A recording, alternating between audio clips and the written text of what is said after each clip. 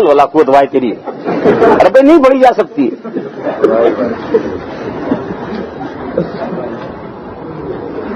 اس کے بعد یہ پوچھتے ہیں کہ عورتیں جو مسجد میں آ سکتی ہیں یا نہیں, عورتیں نماز پڑھنے کے لیے مسجد میں آ سکتی ہیں یا نہیں آ سکتی ہیں, یہ بھی بہت لمبا چوڑا مسئلہ ہے. 11 بج گئے ہیں, کہو تو چھیڑوں 12 بجاؤں گا, کہو تو چھیڑوں 12 بجاؤں گا, اور کہو تو آخر دعوانا الحمدللہ رب العالمین کر دوں. بولو کیا ارادہ ہے؟ تھوڑا سا نہیں ہوتا, آدھا پونے کا سودا نہیں ہمارے یہاں.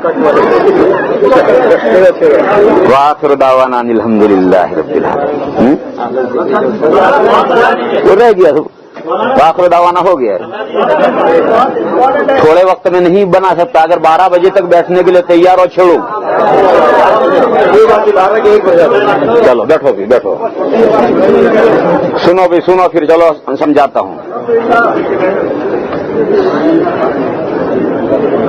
حضرت مولانا قاسم صاحب یہ فرما رہے تھے کہ وہ جو آیت کریمہ شروع ہوئی تھی وہ تو ایک آیت سمجھی, پھر اگلی آیت تو ابھی لی نہیں, بالبینات والزبر لی نہیں ابھی تو راستے میں ٹائم ہو گیا.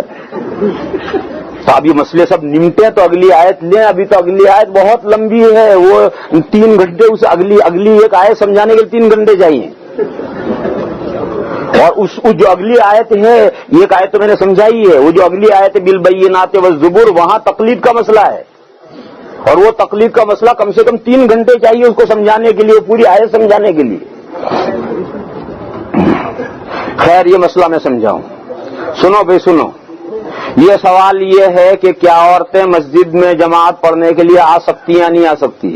جواب یہ ہے کہ سکنے کا تو سوال بیکار ہے, فضول ہے. سکنا یعنی پاسبل ہے یا نہیں؟ پاسبل ہے, کون روک لے گا؟ ایک عورت آ رہی آپ اس کو بگا دیں گے. سکنا اور چیز ہے کہ عورت آ سکتی ہے یا نہیں. ارے پوچھو کہ عورتوں کے لیے کیا حکم ہے, یوں پوچھو کہ عورتوں کے لیے کیا حکم ہے. مسجد میں جماعت سے نماز پڑھنا ان کے لیے حکم ہے یا گھروں میں تنہا پڑھنا ان کے لیے حکم ہے؟ عورتوں کے لیے شریعت کا حکم کیا ہے, یوں پوچھو. سکنا کیا بات ہوئی؟ سکنے کو تو کوئی بھی عورت ہے, ایک دم کیسے منع کریں گے؟ مسئلہ سمجھو.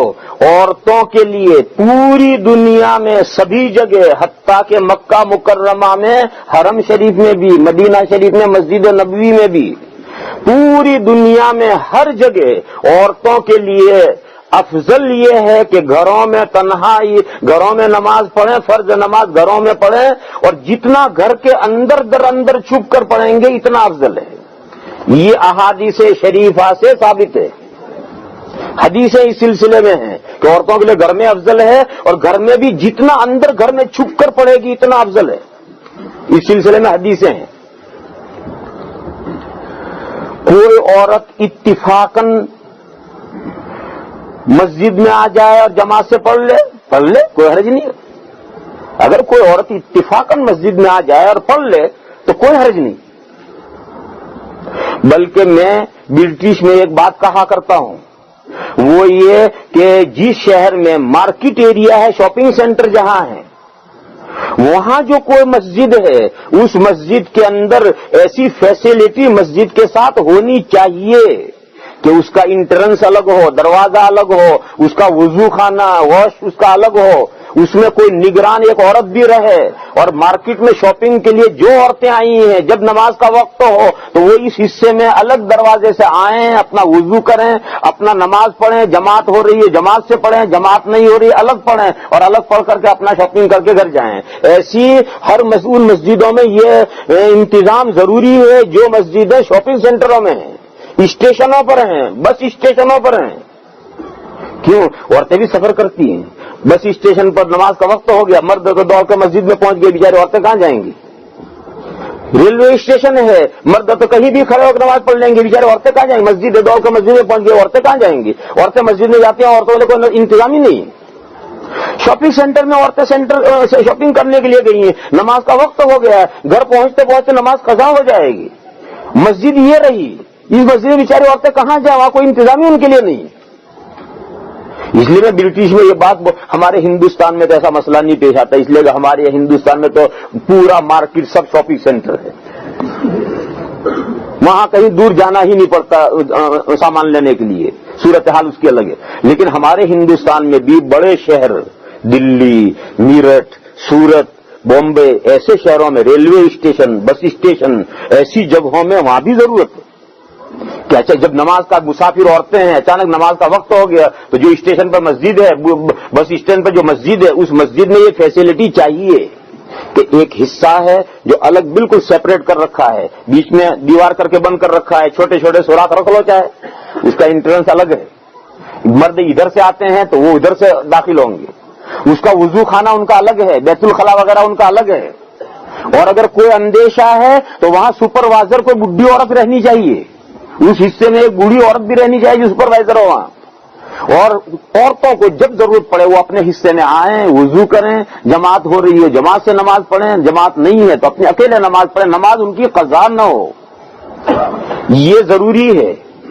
باقی ہر مسجد میں عورتوں کے لیے آنا اس زمانے میں فتنے کی وجہ سے ممنوع ہے، فتنے کی وجہ سے ممنوع ہے. ان کے لیے افضل گھر میں نماز پڑھنا ہے، مسجدوں میں آنے کا حکم ان کے لیے نہیں ہے. فتنے کی وجہ سے عورتوں کے لیے مسجد میں آنا ممنوع ہے. دیکھو یہ ہے مسئلہ، پھر مسئلے کو سمجھو.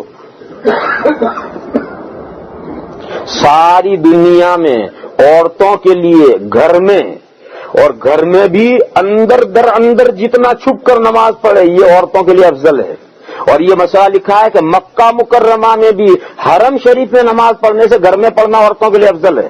مدینہ شریف میں بھی مسجد نبوی میں نماز پڑھنے سے گھر میں پڑھنا افضل ہے. دوسرا مسئلہ، عورتیں اگر اتفاقاً مسجد میں آ جائیں اور آ کر پڑھ لیں کوئی حرج نہیں. تیسرا مسئلہ، ایسی جگہیں جہاں مسجدیں ہیں وہاں عورتوں کو نماز کی جگہ چاہیے، اور اگر آپ مسجدوں میں فیسلٹی نہیں رکھیں گے عورتوں کی نمازیں قضا ہوں گی. تو ایسی جگہوں میں مسجدوں میں یہ فیسلٹی ان کے لیے رکھنی چاہیے، جماعت میں شریک ہونے کے نہیں، ان کے نماز کی فیسلٹی ان کے لیے جگہ چاہیے. میں نے بولٹن میں جہاں شاپنگ سینٹر ہے، جہاں سیکریٹریٹ ہے، سما آفیس ہیں، اور جہاں عورتیں، وہاں ایک مستقل ایک جگہ منتخب کروائی ہے اور صرف عورتوں کے لیے منتخب کروائی، اس میں مرد نہیں جائیں گے، صرف عورتیں ہی، اور ایک سپروائزر عورت ہے وہاں. اور جو عورت شاپنگ کے لیے آئی اسے نماز پڑھنی ہے وہ یہاں جائے گی، عورتیں ہی اس میں جائیں گی، جا کر نماز پڑھیں گے، وضو کریں گے، نماز پڑھیں گے، چلی جائیں گے. کیونکہ ہزاروں عورتیں میں دیکھ رہا ہوں کہ بیچاروں کی نمازیں قضا ہو رہی ہیں، گھر کو دور دور گھر ہیں، گھر پہنچتے پہنچتے نمازیں قضا ہو جائیں گی. تو وہاں میں نے ایک مکان کرایہ کا لے کر ایسے بولٹن میں ایسا انتظام کروایا کہ یہ جگہ ہے عورتوں کے لیے نماز پڑھنے کی، مردوں کے لیے کوئی نہیں، تم کرو تمہیں کرنا ہو تو، عورتوں کے لیے جگہ متعین. چوتھا مسئلہ، عام طور پر عام طور پر عورتوں کے لیے جماعت میں شریک ہونا یہ اس زمانے میں فتنے کی وجہ سے ممنوع ہے.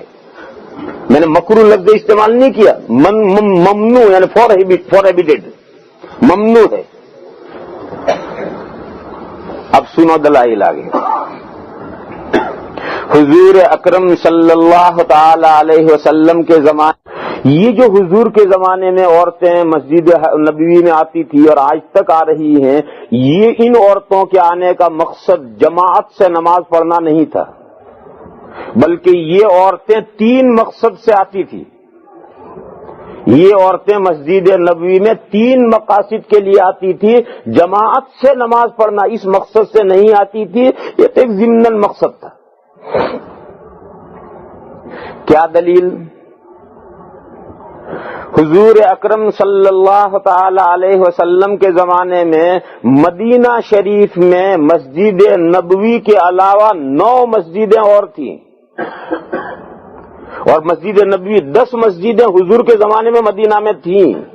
اور ان تمام مسجدوں کے نام ابو داؤد شریف ایک حدیث کی کتاب ہے، اس کے پیچھے ایک دوسری چھوٹی سی کتاب لگی ہے مراسیل ابو داؤد. اس مراسیل ابو داؤد میں روایت ہے، اس میں ان تمام 9 مسجدوں کے نام ہیں. تو 9 مسجدیں وہ ہیں، ایک مسجد نبوی ہے. اور یہ بھی سمجھ لیں آپ کہ حضور کے زمانے میں جو مدینہ شریف جو بسا ہوا تھا اس کی شکل اور طرح کی تھی، جیسے آج کل ہے ایسا نہیں تھا. اس زمانے میں ایک قبیلہ بسا ہوا ہے، اس کے چاروں طرف اس کے باغات اور کھیت ہیں. پھر دوسرا قبیلہ بسا ہے، اس کے چاروں طرف اس کے باغات اور کھیت ہیں. پھر ایک قبیلہ بسا ہے، پھر چاروں طرف اس کے باغات اور کھیت ہیں. یہ سب الگ الگ قبیلے بسے ہوئے تھے اور ان کے چاروں طرف باغات اور کھیت تھے.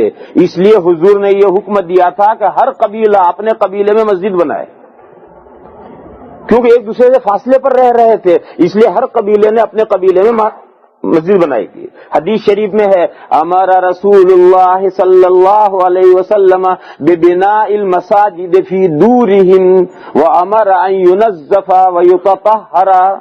حضور نے فرمایا کہ اپنے اپنے محلوں میں مسجدیں بناؤ اور مسجدیں کلین اور صاف رکھو. چنانچہ یہ سب مسجدیں تھی. اچھا، مسجد نبوی کسی محلے میں نہیں تھی.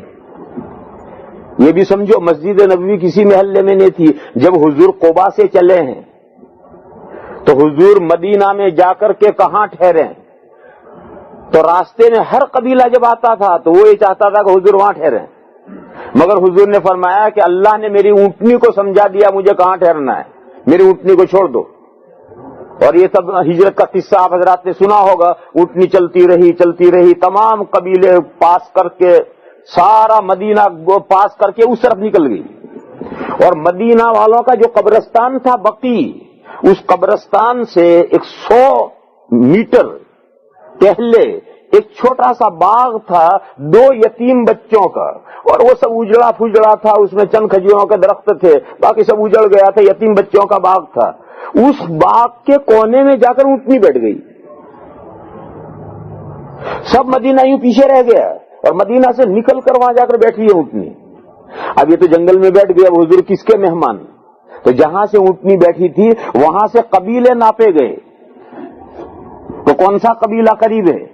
پھر جو قبیلہ قریب تھا اس کے گھر ناپے گئے کہ کون سا گھر قریب ہے. تو حضرت ابو ایوب انصاری رضی اللہ تعالیٰ عنہ کی قسمت چمکی اور ان کا قبیلہ اور ان کا گھر قریب آیا. تو وہ اونٹنی کا سب سامان اور حضور کا سامان اٹھا کر کے دوڑ کر اپنے گھر لے گئے اور حضور کو 6 مہینے 7 مہینے اپنے یہاں مہمان رکھا ہے. یہ اونٹنی جس باغ کے کونے میں بیٹھی تھی، یہ یتیم بچوں کا باغ حضور نے خریدا ہے. پیسے دے کر وہ باغ خریدا اور خرید کر کے یہ سارے درخت کاٹے، اس کو صاف کیا اور صاف کر کے یہاں مسجد نبوی بنی ہے. اور مسجد نبوی کے چاروں طرف حضور کے کمرے بنے تھے. تو یہ مسجد نبوی تو پورے شہر سے ایک طرف الگ بنی تھی، اور یہاں جو نمازی آتے تھے وہ تو پورے مدینہ کے تمام قبیلوں میں سے جسے بھی فرصت ملتی تھی وہ یہاں آتا تھا.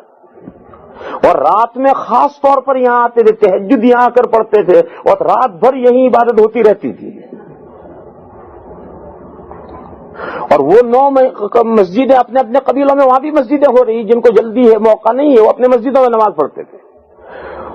کسی روایت میں یہ نہیں ہے کہ وہ جو مدینہ کی 9 مسجدیں تھیں ان مسجدوں میں کوئی عورت نماز پڑھنے کے لیے جاتی ہو، کوئی ایسی روایت نہیں. حالانکہ عورتوں کے لیے اگر مسجدوں میں نماز پڑھنی تھی تو وہ مسجدیں اپنے محلے میں ہیں. سب سے پہلے ہر عورت نکل کر اپنے محلے میں جائے گی، مگر کوئی روایت نہیں ہے کہ وہ 9 مسجدوں میں سے کسی مسجد کے اندر کوئی عورت جاتی ہو. ایک روایت ہے کہ ایک خاتون نے اپنے گھیر میں، گھر اور گھیر گجراتی نہیں سمجھ سکتے، اسے ہندوستان والے یو پی والے سمجھیں گے. تو گھر ہوتا ہے اور ایک لمبا چوڑا احاطہ گھیرا ہوا ہوتا ہے. انہوں نے اپنے گھیر میں ایک مسجد بنوائی تھی، محلے میں نہیں، محلے کی تو الگ مسجد تھی. انہوں نے اپنے احاطے کے، اپنے گھر کے احاطے کے اندر ایک مسجد بنوائی تھی اور وہ اکیلی اس گھر میں اس مسجد میں نماز شریک ہوتی تھی اور وہاں 1-2 آدمی اور بھی جماعت کرتے تھے. وہ ایک روایت تو ہے، لیکن وہ جو 9 مسجدیں محل قبیلوں کے اندر ہے کسی مسجد میں کوئی عورت نماز میں جاتی تھی کسی روایت میں میں نے نہیں دیکھا. ہاں، تمام مدینہ کے قبیلوں سے عورتیں نکل کر مسجد نبوی میں آتی تھی. میلوں چل کر آنا پڑتا تھا. یہاں کسی جگہ سے 1 کلومیٹر چل کر آتی تھی، کوئی 1.5 کلومیٹر چل کر آتی تھی، کوئی 2 کلومیٹر چل کر آتی. اتنا چل کر کے یہاں عورتیں مسجد نبوی میں آتی تھی، مگر اپنے قبیلوں کے محلوں میں نہیں جاتی تھی. کسی روایت میں نہیں ہے، کوئی روایت دکھاؤ کسی روایت میں نہیں ہے کہ یہ محلوں کی 9 مسجدوں میں عورتیں جاتی ہوں.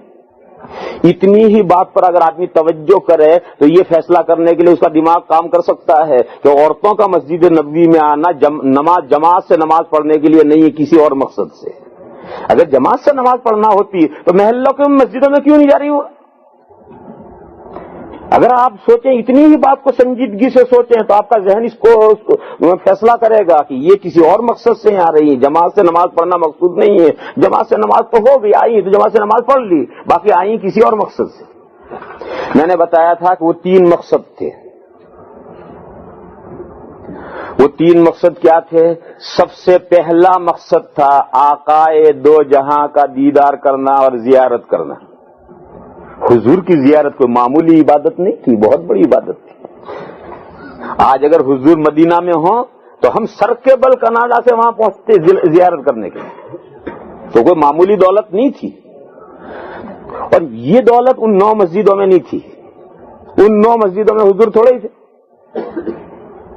اس لیے ان مسجدوں میں عورتیں نہیں جاتی تھی. مسجد نبوی میں حضور کی زیارت ہوتی تھی ہر مسجد پر, ہر نماز کے وقت, اس لیے عورتیں یہاں آتی تھی. اور ساری عورتیں نہیں آتی تھی, وہ عورتیں جو بڑی عمر کی ہوتی تھی, جن کے بچوں سے انہیں فرصت ہوتی تھی, کوئی بچہ لے کر بھی آتی ہوگی, بڑا بچہ ہو. باقی جو فارغ البال عورتیں ہوتی تھی وہی آتی تھی, سب عورتیں نہیں آتی تھی. تو ایک تو حضور کی زیارت کرنا یہ مقصد تھا. دوسرا مقصد تھا جگہ کی برکت حاصل کرنا. آپ کو یاد ہے مکہ شریف میں 1 لاکھ نمازوں کا ثواب ملتا ہے. مسجد نبوی میں ایک روایت میں 50,000 ہیں, ایک روایت میں 1,000 نمازوں کا ثواب ملتا ہے. یہ جگہ کی برکت. نمازوں کا ثواب تو بہرحال الگ رہا, خود وہ جگہ کی برکت. یہ جو جگہ کی برکت والی بات ہے وہ 9 مسجدوں میں نہیں تھی, وہ مسجد نبوی میں تھی. اور اصل جو مقصد تھا, وہ اصل مقصد کیا تھا؟ دین سیکھنا. دین سیکھنا اور دین جو پھیلایا جا رہا تھا ان دین کے پھیلانے میں حصے دار بننا. حضور کے زمانے میں طریقہ کیا تھا؟ فجر اور ظہر کے بیچ میں وحی نازل ہوئی اور کچھ قرآن کریم کی آیت 5, 10, 15 آیتیں نازل ہوئی, تھوڑی تھوڑی نازل ہوتی تھی. تو حضور وحی نازل ہوتے ہی جو وحی لکھنے والے رائٹر ہوتے تھے, کاتبین, ان کو بلا کر فوراً وحی لکھوا لیتے تھے. پھر جب پہلی نماز آتی, ظہر کی نماز پہلی نماز آئی, تو حضور اعلان کرتے کہ نماز کے بعد سب حضرات ٹھہر جائیں. سب ٹھہر گئے, مرد بھی عورتیں بھی. اب حضور کھڑے ہوتے تھے اور کھڑے ہو کر کے جو نئی وحی آئی ہے 10, 15, 20, 25 آیتیں, وہ سب تلاوت کر کے سناتے تھے کہ یہ نئی وحی آئی. اور پھر اسے جو حضور ریپیٹ کرتے تھے, 2, 3, 4 مرتبہ اسے آیتوں کو ریپیٹ کر کے سناتے تھے. تو عربوں کا حافظہ تو بڑا قوی ہوتا تھا اور ان کی زبان تھی عربی, تو 2-3 مرتبہ سنانے سے بعض صحابہ بالکل یاد کر لیتے تھے. پھر جب اب یہ حضور نے ریپیٹ کر کے بات کو یاد کر لیا تو اب حلقے بنتے تھے. ان کو یاد ہو گئی تو یہ 5 آدمیوں کو لے کر بیٹھ گئے, ان کو یاد ہوئی تو یہ 5 آدمی لے کر بیٹھ گئے. ایسے سب مردوں کے حلقے ہو جاتے تھے, ایسے عورتوں کے بھی حلقے بن جاتے تھے. اور جسے یاد ہو گیا وہ اپنے حلقے کے ہر ایک کو نئی وحی حفظ کرائے گا, یاد کرائے گا, اور یاد کرا کر اٹھیں گے. تمام مرد جتنے نماز میں ہیں یہ سب نئی وحی جو آئی 25 آیتیں اتری, یہ 25 آیتیں یاد کریں گے تب اٹھیں گے. اور وہ جتنی عورتیں آئی ہیں وہ سب نئی وحی یاد کریں گے تب اٹھیں گے. یاد کر لی. اب حضور کا یہ حکم تھا, بلغوا عنی ولو آیتن, اگر مجھ سے ایک قرآن کی آیت سیکھی ہے وہ بھی دوسروں کو پہنچاؤ. چنانچہ یہ اٹھے اور مرد, اب جو مدینہ میں مرد ملے گا اس تک وہ نئی وحی پہنچائیں گی. یہ عورتیں مدینہ کے گھروں میں پھیلیں گی اور مدینہ کی عورتوں کو یہ نئی وحی پہنچائیں گے اور یاد کرائیں گے. اور شام ہوتے ہوتے یہ 25 آیتیں جو نئی ہوئی تھی مدینہ کے اکثر مردوں کو حفظ ہو جائیں گے اور اکثر عورتوں کو حفظ ہو جائیں گے. یہ نظام تھا شریعت پھیلانے کا. اس زمانے میں نہ کوئی اخبار تھے, نہ ریڈیو تھے, نہ اللہ تھی, نہ بلا تھی. یہ اللہ بلا جس کو لوگ کہتے ہیں ٹی وی رکھنی ضروری ہے, میں نیوز کیلر رکھتا ہوں. اور بازا کیا کہے, دین پھیلاؤں گا, میں تو اسلامی چینل خریدوں گا. میرے بھائیو یہ سب نفس کے دھوکے ہیں. کوئی دین اس سے نہیں پھیلتا ہے. نیوز فیوز کہیں اس سے نہیں آتے ہیں. ہم نے کوئی نہ ٹی وی دیکھی, نہ ٹیبا دیکھا ہے, نہ ریڈیو ہمارے پاس ہے. کوئی ریڈیو فیڈیو بھی ہمارے پاس نہیں ہے. اور ہم ساری دنیا کی خبریں جانتے ہیں, تم سے زیادہ جانتے ہیں. اور یہ کہ اسلام کی اس کی اشاعت ہوگی. میرے بھائیو یہ تبلیغ جماعت کو دیکھو, ان کے پاس ٹیلی فون بھی نہیں ہے مرکز میں. دلی مرکز میں ابھی انہوں نے ٹیلی فون بھی نہیں لگایا اور ساری دنیا کو ہلا کر رکھ دیا ہے. دین تو یوں پھیلتا ہے, کہیں ٹی ویوں سے دین نہیں پھیلتا ہے. تبلیغ جماعت تمہارے سامنے مثال ہے. تبلیغ جماعت والوں کے پاس میں وہ نہ اخبار لیتے ہیں, اخبار کا بھی استعمال نہیں کرتے, کتابیں بھی نہیں لکھتے ہیں, ریڈیو بھی استعمال نہیں کرتے ہیں, حتیٰ کہ ان کے مرکز میں ٹیلی فون بھی نہیں, اور ساری دنیا کو ہلا کر رکھ دیا ہے انہوں نے. کیوں؟ محنت ہے, نبیوں والی محنت ہے, نبیوں والی محنت سے دین پھیلتا ہے. ٹی وی میں اسلامی چینل خریدنے سے کہیں دین نہیں پھیلتا ہے. اور بعض علماء ہوں گے ان کو نفس نے دھوکہ دیا ہے کہ ہم اسلامی چینل خریدیں گے اور دین پھیلائیں گے. میرے بھائیوں, قرآن کریم میں شراب اور جوئے کا مسئلہ ہے. شراب اور جوئے کے مسئلے میں قرآن نے تسلیم کیا ہے کہ شراب اور جوئے میں کچھ فائدے بھی ہیں مگر گناہ بڑا ہے, اور چونکہ گناہ بڑا ہے تو اللہ نے شراب اور جوئے کو حرام کر دیا. یہ اعتراف کرتے ہوئے کہ اس میں کچھ فائدے ہیں, تو مان لو کہ ٹی وی میں کچھ فائدے ہیں, نیوز کے دوسرے کچھ فائدے ہیں, لیکن اس کا جو نقصان ہے وہ نقصان میرے بھائیوں اتنا بڑا ہے کہ نسلیں کی نسلیں تباہ ہو جائیں گی اس سے. اس لیے یہ ٹی وی جو ہے اس کے کچھ فوائد کی وجہ سے جائز نہیں ہو سکتی. اور یہ بعض علماء جو اس طرح کی دلیلیں پیش کرتے ہیں وہ غلط دلیلیں ہیں. یہ سمجھ لو اس مسئلے کو اچھی طرح سے. اگر اپنی نسلوں کی حفاظت کرنا چاہتے ہو تو اس وقت تک تمہاری نسلوں کی حفاظت نہیں ہو سکتی جب تک اس آفت کو گھروں سے نہ نکالو. میرے بھائیوں, اس ملک کے اندر تو ویسے ہی برہنگی کیا کم ہے.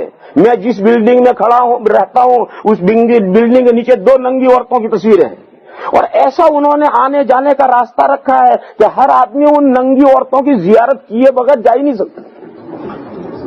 بتاؤ اس بلڈنگ میں رہنے والا کون سا مرد, کون سی عورت, کون سا جوان, کون سا لڑکا, کون سی لڑکی برے خیالات سے بچ جائے گی؟ کوئی نہیں بچ سکتا.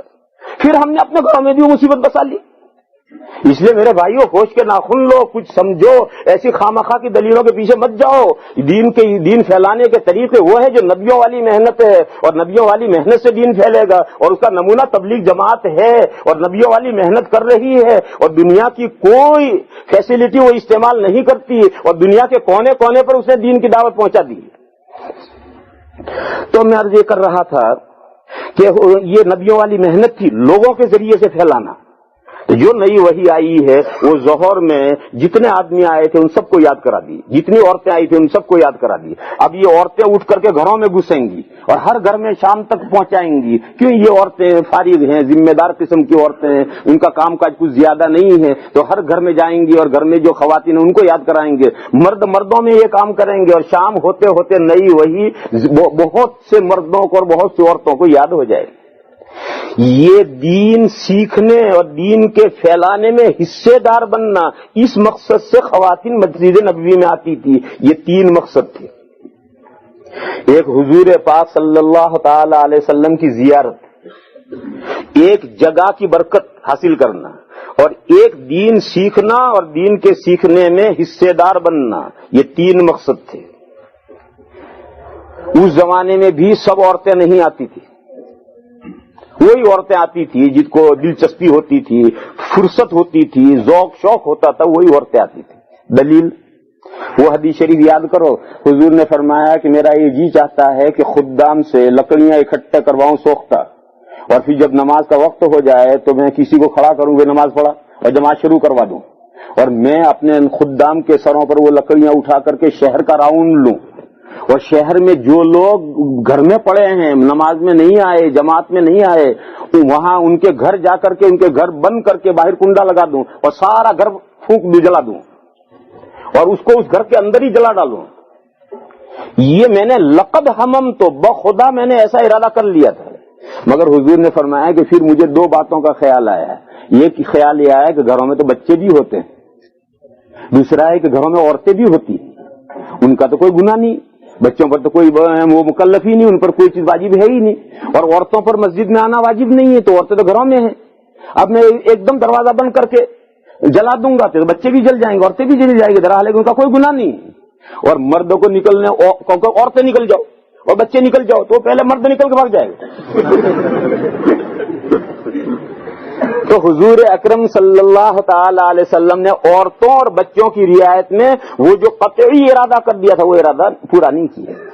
معلوم ہوا عورتیں سب مسجد میں نہیں آتی تھی. اگر عورتوں کے لیے مسجد میں آنے کا حکم تھا اور سب عورتیں مسجد میں آتی تھی تو جو مرد پیچھے رہ گئے ان کو بھی سزا ملنی چاہیے, جو عورتیں پیچھے رہی انہیں بھی سزا ملنی چاہیے. اس حدیث شریف سے صاف یہ بات معلوم ہوئی کہ سب عورتیں نہیں آتی تھی، صرف وہ عورتیں جو سمجھدار ہوتی تھی، فارغ البال ہوتی تھی، ان کے پیچھے بچوں کی جھنجھٹ زیادہ نہیں ہوتی تھی، دین سیکھنے کا اور پھیلانے کا ذوق شوق اور جذبہ رکھتی تھی، وہ مسجد نبوی میں اپنے اپنے قبیلوں سے چل کر مسجد نبوی میں آ کر جماعت میں شریک ہوتی تھی۔ حضور کا زمانہ گزر گیا، حضور کا زمانہ گزرنے کے بعد میں حضور کی زیارت، یہ تو اب حضور نہیں رہے دنیا میں، دین سیکھنا اور پھیلانا یہ مقصد بھی نہیں رہا۔ اب تو کیا مقصد رہ گیا؟ حضور تو نہیں رہے مگر حضور کی قبر پاک وہیں ہے، تو قبر پاک کی زیارت یہ بھی ایک عبادت ہے۔ اور دوسرا جگہ کی برکت، مسجد نبوی ایک متبرک جگہ ہے، اس جگہ کی برکت، تو عورتوں نے پہلے دستور کے مطابق اب بھی آنے جانے کا سلسلہ جاری رکھا،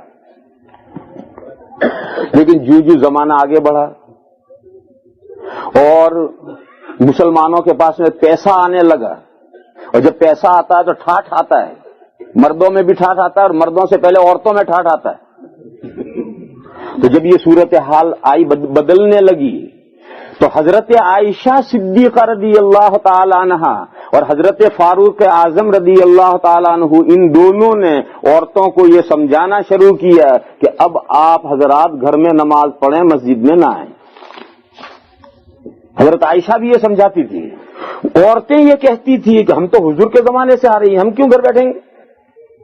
تو حضرت عائشہ یہ فرماتی تھی کہ تم حضور کے زمانے سے بے شک آ رہی تھی، مگر حضور کے زمانے میں جو تمہارے احوال تھے وہ اور تھے، اب عورتوں کے چونچلے اور ہو گئے ہیں۔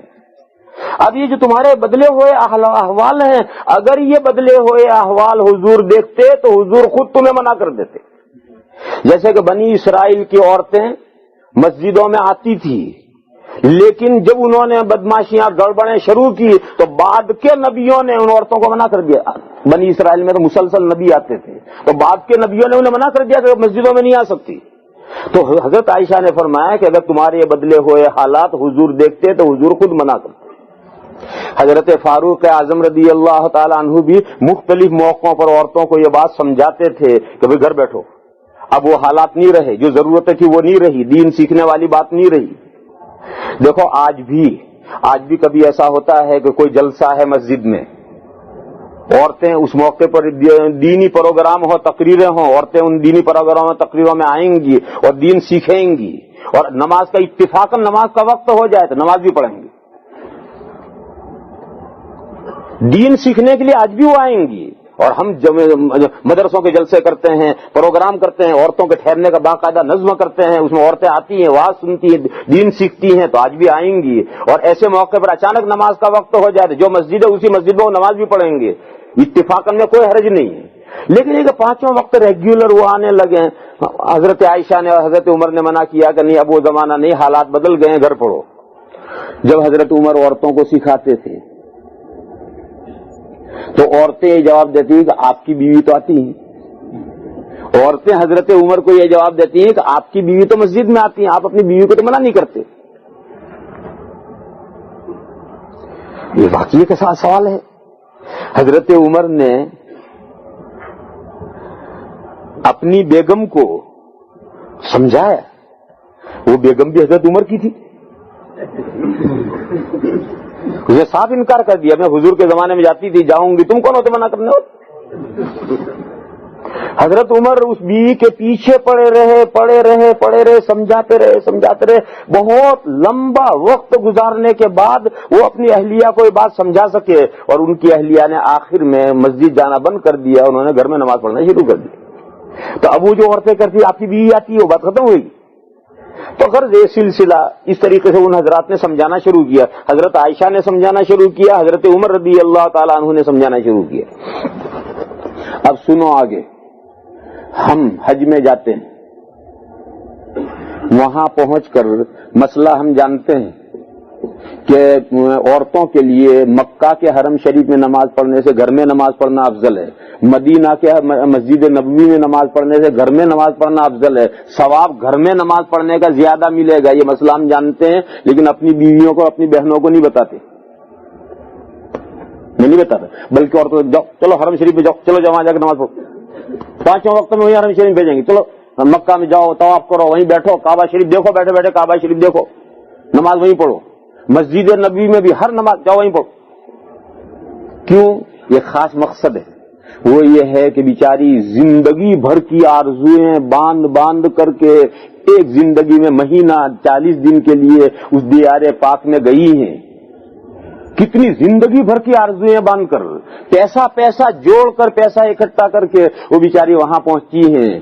وہاں چلو حرم شریف میں نماز پڑھنے ثواب کم ملے گا مگر ان کے دلوں کی خوشیاں ارمان تو پورے ہوں گے. کعبہ شریف دیکھیں گی, طواف کریں گی, ان کے دل کے ارمان تو پورے ہوں گے. مسجد نبوی میں جائیں گی, حضور کے قبر کی زیارت کریں گی, مسجد میں بیٹھیں گی, مسجد کی برکتیں حاصل کریں گی. اس لیے ہم وہاں نہیں مسئلہ بتاتے کہ یہ 2 مسجدیں جاؤ, خوب جاؤ, بلکہ ترغیب دے گھر نہیں جاؤ, چلو مسجد حرم شریف میں چلو. تو وہاں آج بھی جگہ کی برکتیں ہیں اور ہم یہ مسئلہ جاننے کے باوجود عورتوں کو نہیں بتاتے بلکہ عورتوں کو ترغیب دیتے کہ حرم شریف میں جاؤ اور وہیں جا کر بیٹھو اور وہیں سے فائدہ اٹھاؤ ان جگہوں کی برکتوں سے. تو یہ جگہ کوئی برکت ہے, یہ ایک الگ مسئلہ ہے. یہ جگہ کی برکت ہے, یہ ان 2 ہی مسجدوں میں. دلی کی جامع مسجد میں وہ برکت نہیں, یا فلاں شہر کی فلاں مسجد میں یہ برکت نہیں ہے. لہذا وہاں عورتوں کا آنا کس مقصد سے بھی؟ وہاں عورتوں کا آنا جگہ میں تو کوئی برکت ہے نہیں, دین وہاں سکھایا نہیں جا رہا, حضور وہاں ہے نہیں کہ تم زیارت کرو. کیوں آ رہی پھر؟ کہ نماز پڑھنے آ رہی. نماز پڑھنے کے لیے حضور کے زمانے میں بھی عورتیں نہیں آتی تھی. حضور کے زمانے میں عورتیں جو مسجد نبوی میں آتی تھی وہ جماعت سے نماز پڑھنے نہیں آتی تھی, اور دلیل اس کی یہ ہے کہ محلوں کی مسجد میں کوئی عورت نہیں آتی تھی. اگر جماعت کا مقصد ہوتا تو سب سے جماعت قریب تو محلے کی مسجد میں ہو رہی ہے. یہ ہے وہ مسئلے کی حقیقت. لیکن بہت سے بھائی اتنا ہی دیکھتے ہیں کہ حضور کے زمانے میں عورتیں آتی تھی, حضور کے زمانے میں عورتیں آتی تھی, اور پھر ان ملکوں میں اکوالٹی, مردوں اور عورتوں کی برابری, یہ جو اکوالٹی اور مردوں اور عورتوں کی برابری کا مسئلہ ہے, اور حضور کے زمانے میں عورتیں آتی تھی, اور سارے مسئلے کو پورا ڈیٹیل کا ساتھ نہ سمجھنا, اس نے یہ مسئلہ پیدا کیا ہے. ورنہ اصل مسئلہ وہ ہے جو میں نے تفصیل عرض کی کہ عورتوں کے لیے شریعت نے گھروں کے اندر رہ کر کے نماز پڑھنے کو افضل قرار دیا ہے, اور اس کے لیے حدیثیں ہیں, اور ان حدیثوں میں عورتوں کے لیے یہ فضیلت بیان کی گئی ہے کہ وہ گھروں میں رہ کر کے نماز پڑھیں, ان کے لیے ثواب وہاں ہے. بعض بھائی ایک سوال کرتے ہیں, عورتیں مسجد میں آئے تو مولوی صاحب تمہارا کیا بگڑتا ہے؟ جواب یہ ہے کہ بھیا ہمارا تو کچھ نہیں بگڑتا, دین کا بگڑ رہا ہے, اس لیے کہ یہی تو ایک مسجدیں ہیں کہ جہاں دین کا ایک نظام اور ماحول ہے. اگر یہاں بھی عورتیں اور مردیں ایک ساتھ آنے لگیں گے تو یہاں کا بھی حال شاپنگ سینٹروں جیسا ہو جائے. دیکھ لیجیے کچھ دنوں میں. اور اب تو میں نے ایک مسجد میں گیا تھا تو میں نے دیکھا کہ ایک ہی انٹرنس سے مرد بھی داخل ہو رہے ہیں, عورتیں بھی داخل ہو رہی ہیں. انٹرنس ایک ہی, اسی سے مرد بھی داخل ہو رہے ہیں, عورتیں بھی داخل ہو رہی ہیں. اللہ غنی, یہ کیا نظام ہے؟ اگر آنا بھی عورتوں کو ہے تو اس کا دروازہ بالکل اپوزٹ سائڈ ہونا چاہیے. ادھر مرد ہے تو اپوزٹ سائڈ ہونا چاہیے, اور کوئی مرد ادھر پھٹکنا نہیں چاہیے. ادھر سے عورتیں ہی آئیں اور کئی تہ خانے میں نماز پڑھیں, ادھر کسی مرد کا گزرنا ہونا چاہیے. میں تو گیا تو میں تو دیکھ کر حیرت میں رہ گیا کہ ایک ہی انٹرنس سے مرد اور عورتیں, جوان اور بوڑھے, اور جوان لڑکیاں اور بوڑھی عورتیں سب ملے جلے جا بھی رہے ہیں اور آ رہے ہیں. میرے بھائیو, یہ شریعت نہیں ہے. اگر اس طرح سے مسئلے کو ڈھیلا چھوڑو گے تو ہماری مسجدوں میں جو ایک دین کا نور اور ایک دین کی گویا ایک نمونہ تھا, یہ بھی صورتحال بگڑ کر کے کہیں سے کہیں چلی جائے گی. بازا نوجوان تو محض لڑکیوں کو دیکھنے کے لیے نماز میں آئے گا. تو مسجدیں بھی برائیوں کی جگہ ہو جائیں گی. اس لیے کم سے کم ساری دنیا میں فتنہ فساد پھیل گیا ہے تو کم سے کم مسجدوں کو تو فتنہ فساد سے بچاؤ.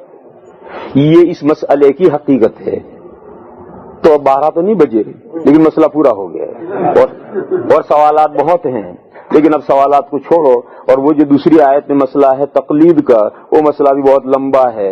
اس لیے پھر انشاءاللہ یار زندہ صحبت باقی موقع رہا تو کسی دوسرے موقع پر یہ مسئلہ سمجھائیں گے. میں نے بہت وقت لیا, معذرت خواہ ہوں. آپ حضرات کی ہمت ہے. اچھا ویک ڈے ہے, نہیں ویک ڈے نہیں, ویکینڈ ہے, اس لیے آپ بیٹھے ہو, کل کام کو نہیں جانا. بہت اچھا. اللہ تعالیٰ آپ کے کاموں میں برکت عطا فرمائے. اللہ تعالیٰ آپ کے علم میں بھی برکت عطا فرمائے. اللہ تعالیٰ آپ کے دین کے سیکھنے کے ذوق اور شوق کو بھی بڑھائے. اور اللہ تعالیٰ جو کچھ کہا سنا گیا ہے اس سے فائدہ اٹھانے کی توفیق عطا فرمائے. وآخر دعوانا ان الحمدللہ. مولانا دعا کرو، میں تو تھک گیا.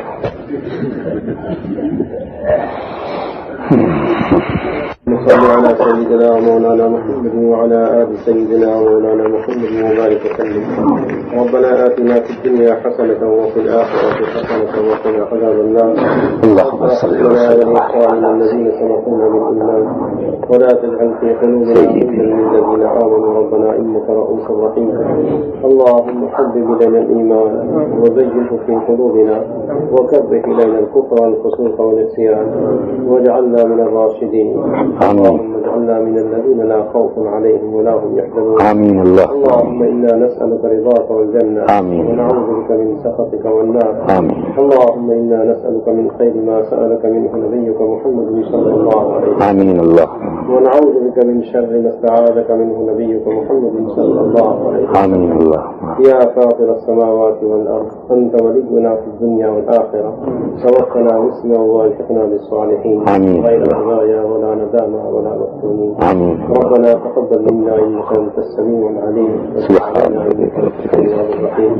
وصلى الله تعالى على خير خلقه محمد وآله وصحبه أجمعين برحمتك يا